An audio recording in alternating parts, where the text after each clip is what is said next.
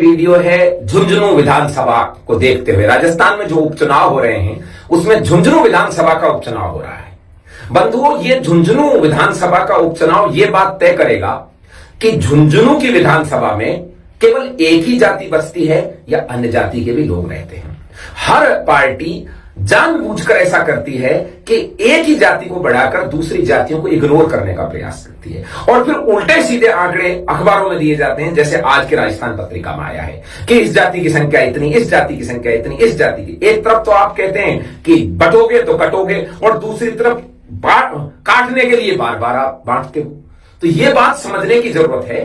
ये भारतीय जनता पार्टी और कांग्रेस दोनों ही भारतीय जनता के, हमारे देश की जनता के खिलाफ हैं और ये दोनों मिलकर ऐसा कुकर्म करती हैं। दोनों पार्टी एक ही जाति को टिकट देंगी, जानबूझ कर देंगे, यानी जैसे और उस क्षेत्र में कोई जाति रहती ही नहीं है। फिर यदि ऐसा ही है कि किसी जाति की संख्या ज्यादा है और उसी को आपको टिकट देना है तो फिर 10 साल रुक जाओ ना। एक एक आदमी 10-10 विवाह करके 20-20 संतान पैदा करके इस देश की जनसंख्या का डिसबैलेंस कर देगा। जिस जाति की संख्या ज्यादा है उसको नेशनल पार्टी टिकट क्यों देती है? उसे देनी नहीं चाहिए, वो तो वैसे ही जीत जाएंगे ना। नेशनल पार्टी को उन पार्टियों को, उन जातियों को टिकट देना चाहिए जिनकी संख्या वहां कम हो, जिनके जीतने की अपनी जाति के आधार पर जीतने की संख्या कम हो। लेकिन नेशनल पार्टी जानबूझकर जिस क्षेत्र में जिस जाति की जनसंख्या ज्यादा होती है उसको टिकट देती है। हमें इस बात का विरोध करना चाहिए और इस बात के लिए राजस्थान का बहुत से स्वाभिमानी व्यक्ति राजेंद्र सिंह गुढ़ा, हमारे बड़े भाई, झुंझुनू में उन्होंने ताल ठोक दी है और यही कारण है कि दोनों पार्टियों के पसीने आ रहे हैं।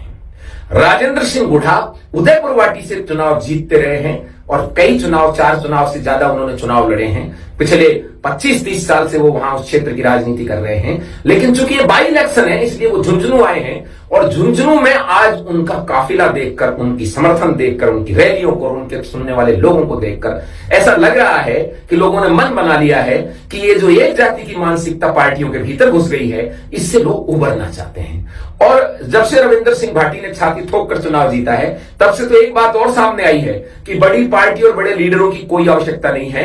व्यक्ति यदि लोगों के काम आता है, व्यक्ति यदि अपनी ही सरकार का जनता के लिए, महिलाओं के लिए, इज्जत के लिए यदि विरोध करता है तो उस व्यक्ति को जनता चुनती है। भाई राजेंद्र सिंह गुढ़ा भी ऐसे ही है। उन्होंने अपनी सरकार, जिसके मुखिया अशोक गहलोत थे और शांतिलाल चकलोत उसके बड़े मंत्री थे, जिन्होंने एक बात कही थी कि राजस्थान में इसलिए रेप ज्यादा होते हैं कि ये मर्दों का देश है, और लाल डायरी लेकर राजेंद्र सिंह गुढ़ा ने उनको जवाब देते हुए, उनकी मंत्री होते हुए उन्होंने उनका विरोध किया। ये राजेंद्र सिंह जी गुढ़ा साहब की स्वाभिमान की एक उदाहरण मात्र है। यदि झुंझुनू को आज अवसर मिल रहा है कि जो वो एक ऐसे स्वाभिमानी व्यक्ति को राजस्थान विधानसभा में भेज रहे हैं तो ये बधाई हो झुंझुनू को। और मेरा सबसे अनुरोध है कि भारी मतों से इन पार्टियों की उस मानसिकता को तोड़ते हुए भाई राजेंद्र सिंह जी गुढ़ा को समर्थन देकर विजयी बनाएं। जय माता दी।